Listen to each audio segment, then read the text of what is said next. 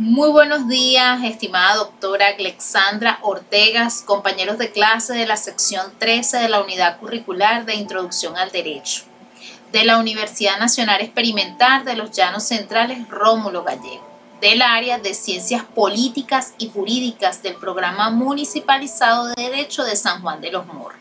Le doy la más cordial bienvenida a la presentación de la temática Bien Común, Seguridad Jurídica y la Norma Jurídica.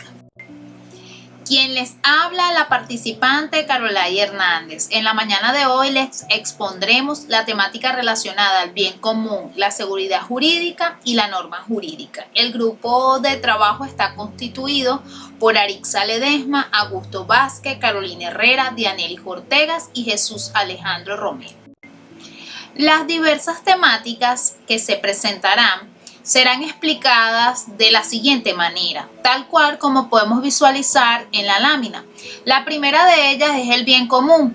Allí trabajaremos lo que son las definiciones, caracteres, características y qué elementos constitutivos conforman ese bien común, al igual que los conflictos entre el bien común y el bien particular y sus diversos criterios de solución.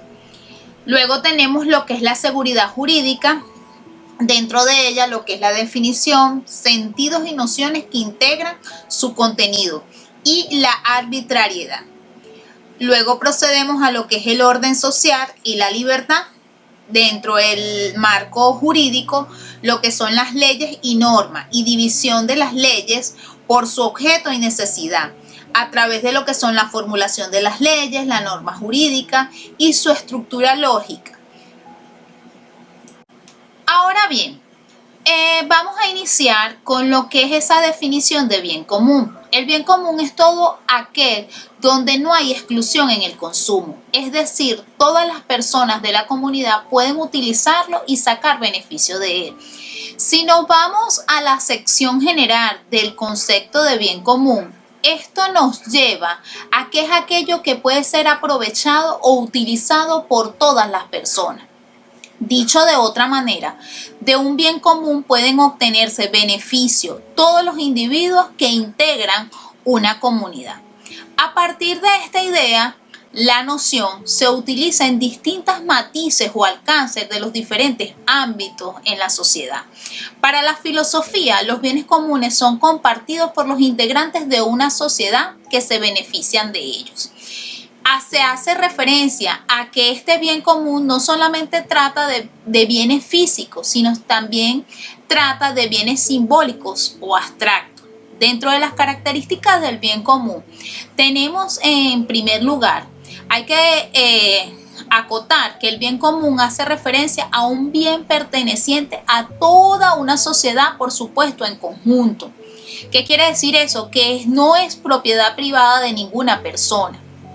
En segundo lugar, consiste en un beneficio para todos, que es indivisible y que no se forma por la suma de cada bien individual.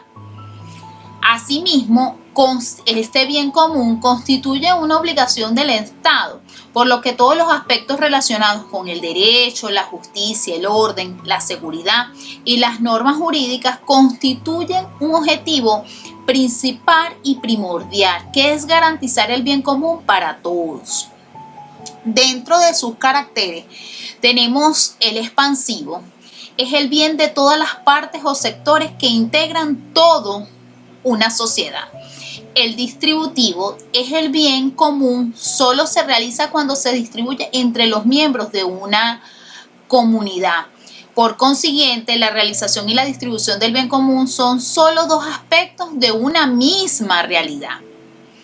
Indeterminado alcanza todos los bienes de orden temporal, cualquiera que fuera de su naturaleza, susceptible de satisfacer las necesidades humanas generadas en una vida comunitaria y dentro, por supuesto, social, dentro de una sociedad. Subsidiario solo tiene como objeto o objetivo aquellos bienes que no pueden ser alcanzados o satisfechos o no deben ser gestionados por las agrupaciones intermedias entre hombre y Estado o por los hombres en una actuación individual. Y el solidario es el que viene dado con corregir esas ayudas que surgen de ese carácter distributivo del bien común. El bien común exige que la riqueza social no solo sea material, sino también inmaterial, como la cultura, por ejemplo. Dentro de los elementos esenciales del bien común tenemos lo que es el respeto a las personas. En nombre del bien común, las autoridades están obligadas a respetar los derechos fundamentales de la persona. La sociedad debe permitir a cada uno de los miembros realizar su vocación en particular. El bien común reside en las condiciones del ejercicio de las libertades naturales que son indispensables para el desarrollo humano. Tenemos también lo que es el bienestar social y el desarrollo del mismo que se da a través de la sociedad. El desarrollo es el resumen de todos los deberes sociales que corresponden a la autoridad decidir en nombre del bien común entre los diversos intereses particulares que facilitan cada uno de ellos para que se dé ese bienestar, bien sea social o a un determinado grupo de personas. Luego tenemos una de esos elementos es la paz. ¿Qué quiere decir esto? La estabilidad y seguridad de un orden justo que garantice por medios honestos la seguridad de la sociedad y de cada uno de sus miembros. El bien común fundamenta el derecho a la legitimidad de la defensa individual y por supuesto colectiva. Dentro de esas características hay que tomar en cuenta que debe ser objetivo. Es uno de los principios que rige la vida social, que es preciso tener siempre presente. Luego tenemos que el bien común deriva de esa naturaleza humana que está ligado con la parte humana, el cual mantiene en su totalidad la integridad de cada uno de los individuos de la persona humana. Luego tenemos el provecho de todo. El bien común está siempre orientado hacia el progreso de las personas, el orden social y su progreso sucesivo de cada uno de ellos. Es importante destacar que el Estado tiene un papel fundamental para garantizar ese bien común de todas las personas, dentro de lo que son los poderes públicos, de reconocer, respetar, acomodar, proveer los derechos humanos y hacer que el cumplimiento de las respectivas obligaciones que tenemos todos los ciudadanos. Cada individuo y grupo social debe de alguna manera colaborar para que se dé este bien común. Dentro de los principios morales del bien común tenemos lo que es el bien particular y el bien común, los cuales vienen dados por un principio básico que explica el ser del hombre y su singularidad del individuo y la dimensión social de las personas. Tenemos también la igualdad de las particulares ante ese bien común que viene dado por los ciudadanos situados en el mismo plano y en la misma escala, por supuesto, de valores. Buenos días, mi nombre es Augusto Vázquez, celo de identidad 18 043 847. Conflicto entre el bien común y el bien particular. Estos son los problemas que existen entre el bien del todo y el bien de una o varias partes. ¿Qué es el bien común? El bien común se refiere al bienestar de todos los miembros pertenecientes a una sociedad. El bien común es todo aquel donde no existe la exclusión en el consumo. Esto quiere decir, todas las personas de la comunidad pueden utilizarlo, sacarle provecho sin ningún tipo de inconveniente. Es decir, el bien común genera estabilidad y seguridad de un orden justo. ¿Qué es el bien particular? El bien particular es un bien privado, es un tipo particular del bien económico que posee estas propiedades. Por ejemplo, el consumo. Por un consumidor impide o reduce la disponibilidad del consumo para otros. Ahí es donde comienza el principio de la rivalidad. ¿Cuál es la diferencia entre el bien común y el bien particular? El bien común tiene un carácter social y también tiene un carácter individual. El bien particular es de cada persona como tal, y este está subordinado al bien común de la sociedad. Ok, ¿cuáles son los factores que causan estos conflictos? Por enumerar algunos de estos factores, le voy a explicar sobre 3 nada más, que son como los más generales y más comunes. En primer lugar tenemos las personalidades humanas individuales. En segundo lugar, las obras humanas. En tercer lugar, las personalidades totales. Vamos con los criterios de solución. Entre los criterios de la solución tenemos en primer lugar el uso de la mediación, que puede ser considerado como una exigencia por el bien común. ¿Debido a qué? A que este fortalece la cohesión social, desarrolla el protagonismo en las partes implicadas en el conflicto, permitiendo a la vez que sanen las relaciones sociales dañadas. También desjudicializa la vida privada de los individuos. Y por último, en el caso de la mediación familiar, este permite crear acuerdos en las que las funciones parentales se puedan readaptar entre las relaciones de padres e hijos en situaciones de postdivorcio. ¿Cuáles son los factores que contribuyen al bien común? Tenemos las condiciones sociales de paz, justicia y libertad. También tenemos un conjunto de bienes materiales, educativos y éticos. Tenemos que tomar en cuenta la equidad en el reparto de estos bienes y también una adecuada organización social.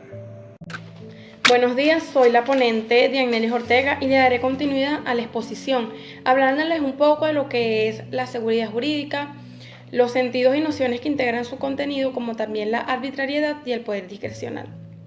La seguridad jurídica es un principio del derecho universalmente reconocido que se basa en la certeza del derecho, en el ámbito de su aplicación y en el ámbito de la publicidad. Que este también significa la seguridad de lo que se conoce o puede conocerse como lo previsto, como lo prohibido, ordenado o permitido por el poder público. Los sentidos y nociones que integran su contenido. Podríamos hablar un poco de que la seguridad jurídica podemos definirla como la predictibilidad de las consecuencias jurídicas de los actos o conductas. Asimismo, también destacar que su naturaleza es objeto de debate en el ámbito de la filosofía del derecho, donde se discute si tiene condición de principio o de valor jurídico. Esta es entendida como una regla que trata de condicionar la actuación de los sujetos creadores o aplicadores del derecho en relación con un conjunto indeterminado de supuestos semejantes. La seguridad jurídica implica principalmente 2 exigencias para el ordenamiento jurídico. Estas son la publicidad de las normas vinculada a la posibilidad de exigir su cumplimiento y la retroactividad en aras de la seguridad jurídica. Es muy importante destacar que la seguridad jurídica no es un valor o un principio absoluto, sino que se limita en su aplicación por la existencia de otros principios que en ocasiones tienen un carácter privilegiado, como lo es la justicia y la legalidad, entre otros principios fundamentales. También se puede destacar que la seguridad jurídica despliega sus efectos en diferentes ámbitos que abarcan a todo el proceso de la creación y aplicación del derecho y que permiten una correcta elaboración del derecho en cuanto éste implica la claridad y sencillez de la ley. Finalmente, para concluir el tema de la seguridad jurídica desde un punto de vista personal, podría decir que esta es en el fondo la garantía dada al individuo por el Estado de que su persona, sus bienes y derechos no serán violentados, y que si esto llegara a producirse, la sociedad les estaría asegurando la protección y bienestar de los mismos. La arbitrariedad y el poder discrecional. La arbitrariedad lo empleamos con muchísima frecuencia en nuestro idioma cuando queremos indicar que alguien ha actuado o actúa en manera opuesta a la justicia, es decir, con injusticia, atentando a la razón o el bien. La arbitrariedad es todo acto o proceder caprichoso contrario a la justicia, a las leyes, y este mismo está inspirado por un propósito de maldad con un fin indeterminado. La arbitrariedad y el poder discrecional constituyen conceptos jurídicos totalmente diferentes y opuestos. El poder discrecional es la facultad de proceder libremente dentro de las atribuciones y las jurisdicciones que otorga el ordenamiento positivo. Este concepto fundamentalmente está dirigido a los órganos del Estado. El elemento que permite diferenciar la potestad discrecional de la arbitrariedad constituye la motivación, ya que en cualquier acto discrecional la autoridad está obligada a expresar los motivos de su decisión. Y esta es una cosa que con la arbitrariedad no ocurre. Mi nombre es Carolina Herrera, cédula de identidad 284186 Orden social. Es un concepto de las ciencias sociales que designa a la estructura social, entendida como mantenimiento de jerarquía. Las normas y las instituciones asignan socialmente el consejo social y la conformidad. El estado de libertad define la situación de circunstancias o condiciones de quien no es esclavo ni sujeto, ni impuesto al deseo de otros de forma correctiva. Gracias. Buenos días, profesora Alexandra Ortega, estimados compañeros y compañeras de la sección número 13. Para continuar con esta exposición, quien les habla, el participante Jesús Alejandro Romero. Les voy a hablar acerca de las normas jurídicas. Las normas jurídicas, de una u otra manera, son aquellas que contienen derechos o obligaciones de las personas dentro de un determinado territorio. Estas normas son las que componen las leyes a través de todo el ordenamiento jurídico de las naciones. Esto quiere decir entonces que una norma jurídica viene a ser las obligaciones y las prohibiciones que tienen cada uno de los ciudadanos que habitan dentro de una nación, por decirlo de esa forma. Ellas de alguna manera son las que permiten modelar las conductas y el comportamiento de las personas que habitan en una determinada sociedad. Hay que partir dentro de esas normas jurídicas de lo que son las divisiones de las leyes de acuerdo a sus objetos o necesidades, que se dividen en dos, como lo son las leyes naturales y la ley positiva. Cuando se habla de la ley natural, se refiere a todo lo que tiene que ver con la razón pura de los individuos y con la propia naturaleza humana. Eso es lo que se refiere con la ley natural. Entonces, a partir de la ley natural es lo que conocemos como el derecho natural entonces, que es aquellos principios basados en las naturalezas propias de cada ser humano, donde suelen ser compartidos de alguna forma con todos los integrantes de la sociedad. Estas leyes naturales de alguna forma se vinculan con la doctrina conocida como el ius naturalismo. Ahora bien, la ley positiva, ¿qué viene siendo entonces? Bueno, básicamente la ley positiva es la que viene a complementar esa ley natural, ya que esa ley las leyes positivas tienen que estar basadas en elementos que pueden ser posibles tanto física como moralmente aceptados para toda la sociedad. Entonces de aquí es donde se determina a través de la ley positiva el concepto global o general de lo que es el bien y el mal compartido de alguna forma con todos los individuos de una sociedad. De tal manera que se puedan establecer el modelamiento de esos comportamientos. Lo único es que la ley positiva no establece las conductas concretas. Por esa razón es que los legisladores, que son los encargados de la elaboración de las leyes, tienen que tratar en lo posible por todos los medios que las leyes positivas cumplan con todos los principios básicos relacionados con la ley natural. Eso es con respecto a las leyes. Entonces, ahora, ¿qué tenemos allí con respecto a estas normas que ya venimos hablando, que es la norma jurídica, que tiene tres características importantes, que son la coercitividad, que son heterónomas y que son abstractas. Cuando se hablan de que la norma jurídica tiene una característica coercitiva, es porque se refiere a que si los ciudadanos o algún individuo las incumple, tendrán algunas consecuencias. Se dice que es heterónoma porque los que se encargan de realizar las leyes no tienen relación ni directa ni indirecta con las personas que deben cumplirla.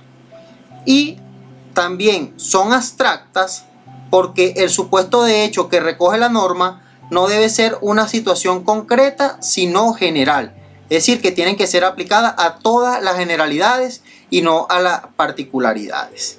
Teniendo en cuenta, evidentemente, que las normas jurídicas se encuentran dentro de todos los ámbitos, tanto civil como administrativo, laboral, penal, etc. También están formadas por supuestos de hechos que son los referidos a la situación que provocaría la actuación de la norma y la consecuencia jurídica que ésta tendría en cuanto a su incumplimiento. Ahora bien, ¿cómo se clasifican estas normas? Tenemos tres clasificaciones que aquí en esta exposición presentamos, que son en función de la voluntad del individuo, en función del mismo criterio y en función del interés tanto colectivo como individual. Partimos de la función de la voluntad del individuo, que se encuentran allí tres tipos de normas, que son las imperativas, las dispositivas y las interpretativas. Cuando se dice que una norma es de carácter imperativo, es porque ellas obligan al comportamiento determinado de los ciudadanos, sin importar la voluntad del individuo. Un ejemplo de ello son las leyes penales de los países. Las normas dispositivas son aquellas que obligan a un comportamiento determinado de los individuos siempre y cuando no haya voluntad expresa contraria. Y las normas interpretativas son aquellas que determinan o interpretan eventos o textos jurídicos tomando en consideración lo establecido por la ley. Aquí vemos que esas normas interpretativas son las que se ejercen a través del máximo tribunal de la República, en este caso en nuestro país, a través del Tribunal Supremo de Justicia, TCJ. Cuando hablamos de la clasificación de esas normas en función del mismo criterio, tenemos que están las normas primarias, las secundarias y las normas de cambio. Las normas primarias son las que regulan la conducta humana, es decir, son las que establecen las prohibiciones, lo que está permitido y lo que no está permitido. Y las normas secundarias son las que se atribuyen a través de poderes o facultades atendiendo diferentes aspectos públicos y privados. Y las normas de cambio son las que establecen de una u otra manera el modo en que las normas jurídicas pueden derogarse total o parcialmente. Es decir, esto está referido a cómo se puede modificar o introducir nuevas normas de tipo jurídico. Y la última que tenemos en clasificación es en función del interés colectivo individual, que tenemos allí dos subdivisiones, que son las normas de orden público y las normas de orden privado. Allí esto está referido a lo que se puede modificar o no por los individuos o ciudadanos de una determinada nación. En relación a las normas de orden público, son las que nacen del bien común y del interés colectivo. Es decir, son normas generales y el individuo debe someterse a ellas, quiéralo o no. Es decir, porque son las normas establecidas dentro de toda la estructura legal de las naciones. Y las normas de orden privado son aquellas que pueden ser más o menos elaboradas por los propios individuos, que rigen en silencio sus tratos y acuerdos, como los contratos que pueden elaborar entre dos o más partes. Bueno, esto es lo que tengo en mi presentación en función de lo que son las normas jurídicas y que vemos que están inmersas una serie de elementos súper importantes, por llamarlo así, tales como lo son las divisiones de las leyes, las características y las clasificaciones ya vistas por mi persona. Que tengan muy buenos días y un feliz fin de semana. Muchas gracias por su disposición. Quedamos prestos a cualquier pregunta y sugerencia. Muchas gracias. Buenos días, mi nombre es Arisa Ledesma. En la mañana de hoy le hablaremos sobre la formulación de las leyes. Una ley es una regla, una norma a seguir, la cual tiene poder jurídico en el cual es conferido por la autoridad del gobierno. Por supuesto, no directamente por su gobernante, sino por la parte del gobierno que legisla la Asamblea Nacional. Es una norma puesta en una sala plenaria en la que los diputados y expositores de la ley que están esperando que ésta se apruebe hablan y debaten sobre la ley, analizan sus ideas y efectos sobre la misma en la nación que ellos tienen a su cargo. Las leyes nacieron con el objetivo de limitar el libre albedrío de los seres humanos que viven inciertos en una sociedad y principalmente para controlar lo que ostenta su estado, vigilar cada conducta de todos sus habitantes. La norma jurídica es el reglamento de conducta dictada o promulgada por un poder legítimo para regular la conducta humana, por medio de prescripción, autorización o prohibición. La estructura lógica de la norma jurídica se divide en dos, simples o dobles. Simple, si se produce el supuesto de hecho, habrá una consecuencia jurídica. Y doble, si se produce un supuesto de hecho, debe haber una consecuencia jurídica. Si no se da la consecuencia jurídica, debe haber una sanción. Muchísimas gracias.